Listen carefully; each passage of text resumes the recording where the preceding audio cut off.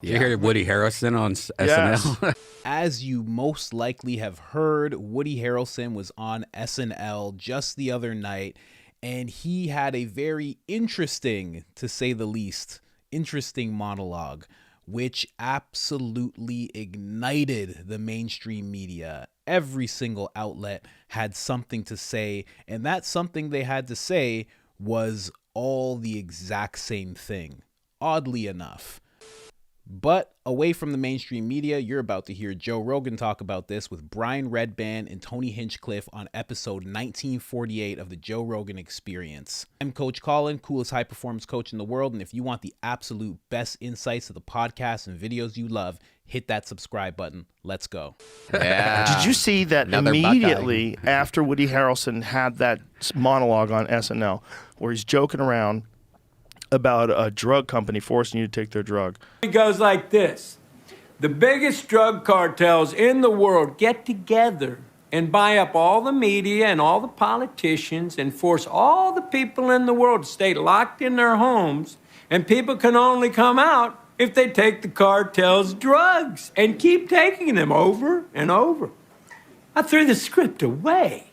I mean, who is going to believe that crazy idea, being forced to do drugs? I do that voluntarily all day long. Anyway, it's about that time. Come on. Still no jacket. Okay. Well, we got a great show for you tonight. Jack White is here, so stick around. We'll be right back. Right after it, the next day, there's all these hit pieces. Like they were timed. Like there's a hit piece in Vox, there's a hit piece in Vanity Fair, there's a hit piece calling him an anti-vaxxer and a stoner. And he sucked on Cheers. And there's conspiracy theories. He's pushing conspiracy theories. No. That's not what he's doing. He's a joke monologue on SNL about something that makes people laugh because you can kind of make a weird comparison to those two. That's the only reason why the joke works. Yeah. I love the fact that Joe said a weird comparison. It's not like it's an exactly on the nose, lines up to a T comparison. It's not like it's one of those. But with that being said, there was two people who don't usually have such great things to say about people who are conspiring or coming up with, anti-anything rhetoric. And that's Sagar and Crystal Ball. They had this to say. It's a joke. My God. First of all, it's a joke. Second of all, there's a lot of evidence to back up what he said. What did we learn from the Twitter files? That the pharma companies tried, and in some cases were successful, in deplatforming people who were advocating for generic vaccine technology. Yeah. That is literally true, what he said. Do you want to say that he was wrong for saying that they bought the media? What is it, some 90% of television advertising news comes from pharma? That's the thing that drives me crazy about it, is that there's just such an overreaction to anything that would suggest there was anything nefarious about Big Pharma. Honestly, I didn't expect that from Crystal or Sagar. I didn't think for them to actually look at it as a joke. I thought they would lean into it the same way the mainstream media did. It was actually great points that they brought up, and true points as well. The mainstream media really did spend quite a bit of money on advertising. As you can see here, they did this every single year since 2012. 2012, it was actually $3.9 billion. All the way to 2021, it was $6.8 billion. Billion with a B, which is absolutely amazing. And I would probably think that within the mainstream media, that would be around 90% of the advertising dollars spent. Crazy. Yeah. The only reason why it works is because people are thinking it. Like, so for you guys to come out and say, like, oh, conspiracy theories, no, it's jokes about a possible conspiracy theory. And the one that he's describing it's not even a real one. He's making a joke about what the real one was like. Maybe not the best joke, maybe not the best delivery. It's SNL. But the fact that got this immediate response, where all these people defend the pharmaceutical companies. They're all jumping in and defending them, like in unison. They're all anti-vaxxer, stoner. Instead of saying it sucked, or instead of saying, hey, stick to acting, no, it's like they all wanted to jump in to defend the vaccine. They all wanted to jump in and defend the pharmaceutical companies from this anti-vaxxer stoner actor who's talking. It's just interesting that they all take that route. I get criticized in the monologue, but all taking that route. That's an anti-vax conspiracy theory. Like, is it? No, he's joking about a way things went down. Yeah. Like, there's a lot to what he's saying, like forcing you to take their drug. Like, that kind of was happening. And if you weren't getting forced, you were certainly getting coerced. You were getting urged on by the government. There was probably a commercial for a medicine right after that. Yeah. Probably right away. Right away. It's not like they're not spending money on all this stuff. Like, it's like, why are we pretending? And so when he makes that joke and he talks about them buying all the media, and then all the media responds as if they've been bought and paid for, that's pretty wild. Mm-hmm.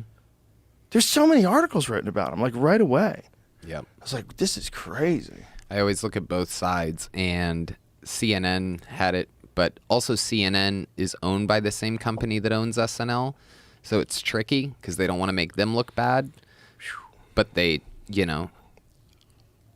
angled it like it was him. Yeah. Even though what we know is that these scripts are approved days in advance. Yeah, they had to prove that unless he went out and Dave Chappelle'd it. Yeah, he didn't. Dave had two different monologues.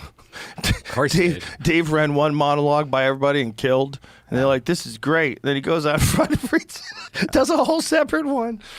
Gotcha, bitch. Oh, God bless him. God bless him. And if Woody Harrelson did that, God bless him. But, look, the fact that everybody jumped in like that was just very interesting. I actually used the word myself. I said interesting at the beginning, but when you really look at what's happened, it's actually very alarming. You see, we've seen this happen to Woody Harrelson just now. But I mean, years ago, we watched this happen to Jordan Peterson. Years before that, we watched this happen to Ben Shapiro. We've watched this happen to Candace Owens. We've watched this happen to Joe Rogan. We've watched this happen to pretty much anybody who decides to stand up against what the actual narrative is that's being pumped through the mainstream media. The thing with Woody, though, is that we saw it in real time. We literally heard him say a monologue, and not even 24 hours later. I mean, he said it, we went to sleep, woke up, and these stories were everywhere. Every single outlet was pushing a story talking about Woody Harrelson and how he has just said something that is so horrible. Tweets were going out everywhere. I saw a tweet that actually said that he's killing people with what he said. Killing people. I don't understand that at all. Even if I try to be as progressive as I can in my mind, I don't see how he was really harming anybody with what he said. Only because it was a joke. It wasn't like he was standing on a soapbox and saying, this is what I think, and he was getting real preachy about it. It was just a joke. And it really fell flat. It wasn't even like I enjoy humor like that. And I was like, okay. Because again, like Rogan said, he was just kind of, and what Sagar actually said as well, he was literally just saying what happened, And now whether there was an actual collusion between these companies and they really did this on purpose, who really knows? Did they just take advantage of a crisis? Who really knows? But we do know that, on paper, basically what Woody said is what happened. What we're seeing here is another case of buck breaking, but this time it wasn't really a breaking. It was just kind of a slap on the wrist. It was just like, yeah, we heard what you had to say, and it was kind of tame, so we're going to give you a kind of tame slap on the wrist, and we're just going to let you know that we can brand you as a stoner and as a conspiracy theorist the second that we want to. So you better stay in line. And who knows what we'll see from there. If Woody gets canceled from some things, we will all understand why, no matter what they say. And it was funny. I was actually watching Jimmy Dore, and he actually brought up something very interesting, which I'm going to wait on as well. Let's wait on seeing if they start calling him racist, because that's usually the next thing in the playbook. It's like, if that thing doesn't work, we go with racist. If that thing doesn't work, we go with misogyny. We've seen this happen time and time and time again. All right, guys. So, it's question time. In the comments, what do you think? Do you think that Woody took it too far? Do you think his joke was funny? Do you think it really just fell flat? Do you think he's just one of those actors that needs to keep his mouth shut?